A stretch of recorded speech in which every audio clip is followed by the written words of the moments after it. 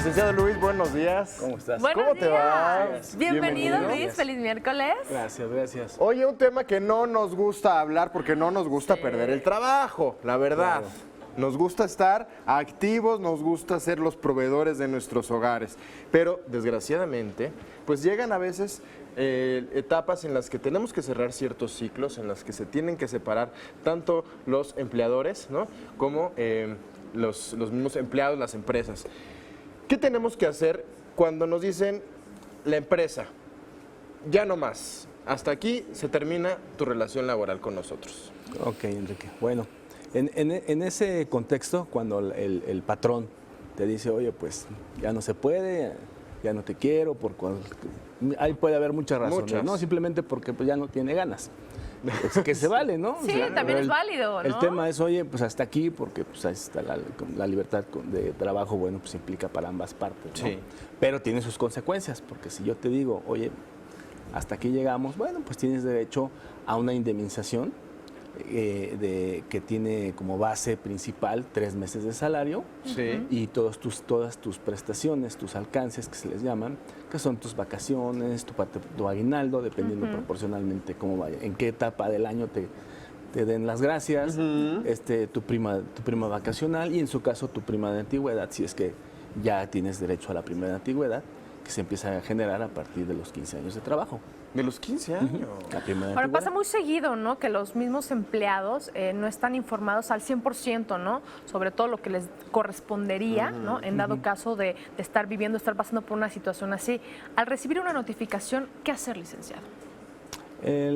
Bueno, en el caso de es que ahí habría que distinguir, ¿no? Si en el caso en el que ya es por decisión, por decirlo en buena onda. Claro, Sí. en buenos términos, ¿no? En esos términos, bueno, pues Ok. hay que tener en cuenta estos conceptos, la indemnización constitucional, que es de 3 meses, y tus demás prestaciones que en ese momento, o alcances, como se le llaman, para que se integren todas esas cantidades. Se genera también muchas veces, como bien dices, Paola, la idea de que te corresponden también 20 días por año. Entonces hay una duda, si te corresponden esos 20 días por año o no, porque muchas veces se escucha, ¿no? Es que te toca esto, pero además 20 días por año. La realidad es que los 20 días por año es por otro tipo de acción, en donde ya no es el patrón en el que voluntariamente le dice gracias, sino en el caso en el que eres despedido injustificadamente y el trabajador tiene derecho a pedir su reinstalación. En caso de que no se dé la reinstalación por parte del patrón, entonces le nacen esas prestaciones económicas que comentamos hace rato y entonces sí los 20 días por año, pero solo en caso de que no exista la reinstalación. Claro. Pero la realidad es que en la práctica el derecho laboral es de mucho de negociar. Más vale un mal arreglo que un buen pleito. Entonces sí se negocian esos conceptos para evitar el patrón, pues siempre a futuro una contingencia. Yo creo que es lo más sano arreglarse, ¿no? O que lleguen a algún problema legal, ¿no? También. Claro. Esto en el caso de que nosotros decidamos, bueno, o que la empresa decidió ya prescindir, ¿no?, de un empleado. Pero en el caso en el que yo ya decidí, encontré un mejor trabajo, encontré una mejor oportunidad, ¿también me corresponde algo? Sí, bueno, en ese caso estaríamos hablando de una renuncia voluntaria por parte del trabajador y en el que le corresponde ya no una liquidación, sino un finiquito. Ok, que no es lo mismo. Que no es lo mismo, se pueden confundir. ¿Qué diferencia el finiquito hay, y la licenciado? liquidación. La liquidación lleva consigo la indemnización, ¿sí? Y a lo mejor se genera en otro tipo en otros escenarios, pero es la liquidación de los 3 meses. En el finiquito, como tú decides terminar voluntariamente, no te nace ese derecho, te nace el derecho a las prestaciones que por ley tiene que pagar el patrón. Tu salario, que no se te eleva el salario, ¿no? El aguinaldo, dependiendo igual en la época en que estés, tus vacaciones, tu prima vacacional y si en su caso tienes derecho a tu prima de antigüedad.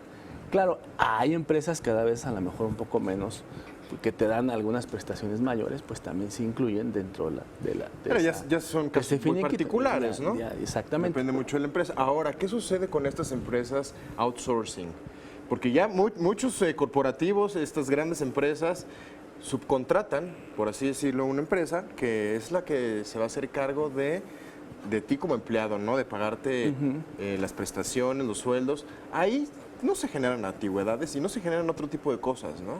Pues no, mira, es un sistema en el que se le delega la responsabilidad, vamos a llamarlo así, a esa empresa para que sea la patrona de los trabajadores, ¿sí?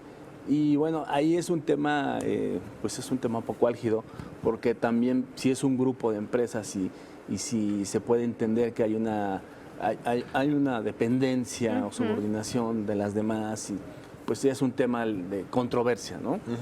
Porque estrictamente pues tu patrón es la empresa que te paga. Claro. Ahora, hablando de dependencias, algunas instituciones que puedan asesorar, ¿no?, a los mismos empleados, si ya llegan a esto que pues no queremos, ¿no?, ya tener a un enfrentamiento legal con su patrón, ¿a dónde pueden acudir? Bueno, principalmente todas las entidades tienen la Procuraduría del Trabajo, la Procuraduría de la Defensa del Trabajo, y ahí, bueno, pues se les da precisamente ese tipo de atención. Okay.